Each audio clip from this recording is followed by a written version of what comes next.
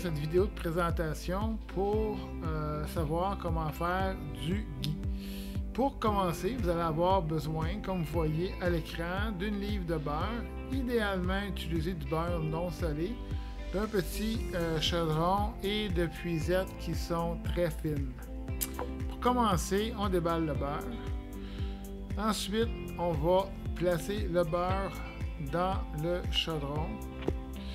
C'est plus facile normalement à deux mains. On va mettre le feu à, idéalement, tout dépendamment de votre cuisinière, mais moi je le mets à 3, donc entre 2 et 3 à ajuster en fonction de votre cuisinière. Donc, on prend le beurre, comme je disais, avec deux mains c'est plus facile qu'une. Et on le place dans le chaudron et on attend. Et ce qui va arriver, c'est que le beurre va fondre et se mettre à bouillir comme vous voyez à l'écran. Au départ, le beurre ne sera pas séparé, il va être jaune comme ça. Et tranquillement, ce qui va se produire, c'est que les trois principaux éléments du beurre vont se séparer. On retrouve à la surface la broue blanche qui est la caséine. Après ça, il va y avoir le liquide jaune transparent qui est les corps gras. Et au fond, vous allez vous retrouver avec un nuage qui est le lactosérum, donc la protéine de petit lait. Tout dépendamment du beurre que vous allez utiliser, vous pouvez au départ obtenir des résultats un peu différents. Vous pouvez voir la séparation se faire plus ou moins rapidement, ainsi de suite.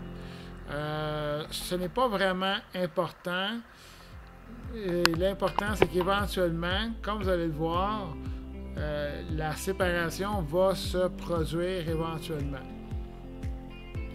Parfois, il faut juste être un petit peu plus patient.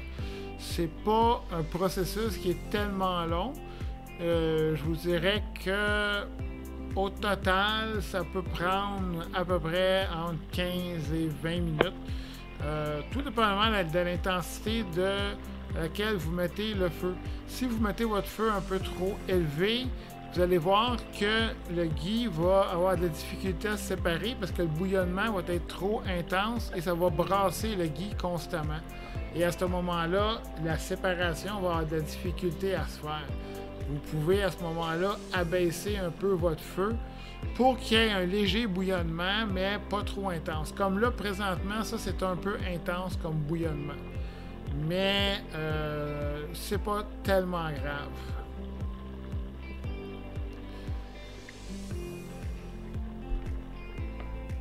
Dans mon cas, ce que je fais, comme vous allez voir là, à l'écran maintenant, j'ai réduit un peu l'intensité du feu, le bouillonnement a diminué un peu et on peut voir que bon, la broue blanche s'est intensifiée en surface et on peut voir à travers que le liquide commence à être plus jaune transparent qu'il l'était au départ. Donc la séparation commence à se produire présentement. Dans mon cas à moi, on peut le voir encore mieux ici. Dans mon cas à moi, ce que je fais, généralement, les recettes de ghee, quand la séparation est complétée comme ça, on vous dit d'arrêter et de séparer les trois éléments avec la puisette. On élimine la caséine en surface et après ça, on verse le liquide jaune sans verser, où il y a différentes techniques pour éviter de verser le lactosérum qui est au fond et ainsi de suite. Donc, quand vous allez voir, vous voyez maintenant que le liquide en arrière de la broue il est jaune transparent, on voit le fond. Donc, c'est ce qu'on veut éventuellement. Donc, là, la séparation est bien entamée.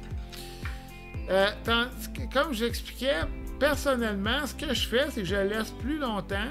Et là, vous allez voir que, bon, vous voyez que la broue a monté en surface, le bouillonnement a diminué sans que je change la température de chauffe.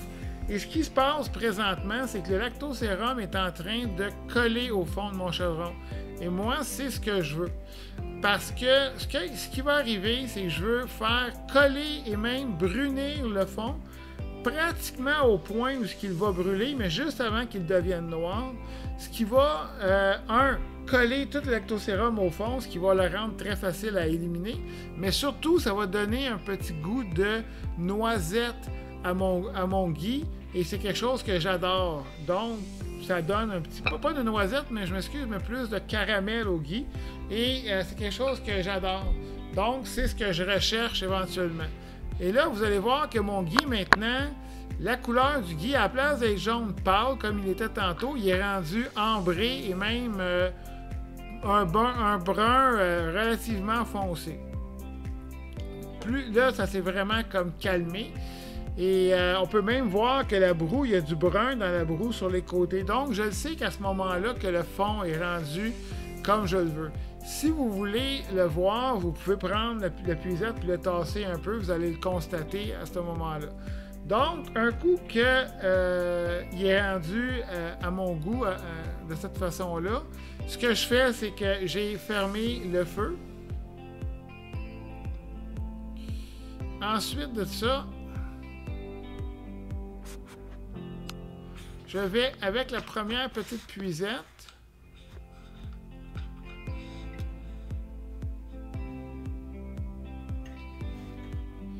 Je vais commencer par enlever la caséine en surface.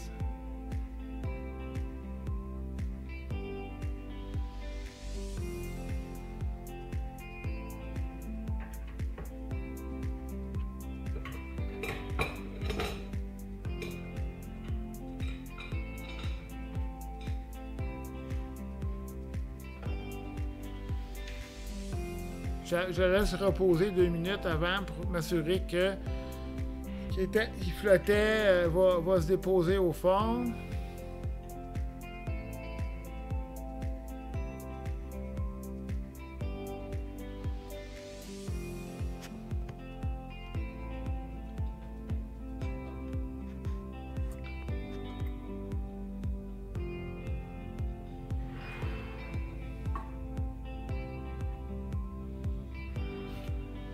Donc, j'enlève le plus gros de la caséine en surface.